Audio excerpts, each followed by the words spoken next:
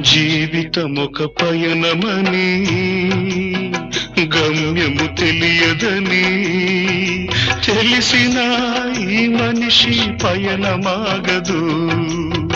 జననం ధర్మమని మరణం కర్మమని తెలిసిన జనన మరణ చక్రమాగదు. మరణం తథ్యమని ఏ జీవికి తప్పదని తెలిసిన ఈ మనిషి తపనాగదు.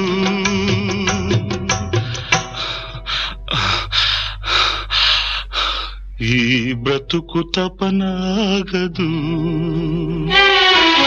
ఆగదు ఏ నిమిషము నీ కోసము.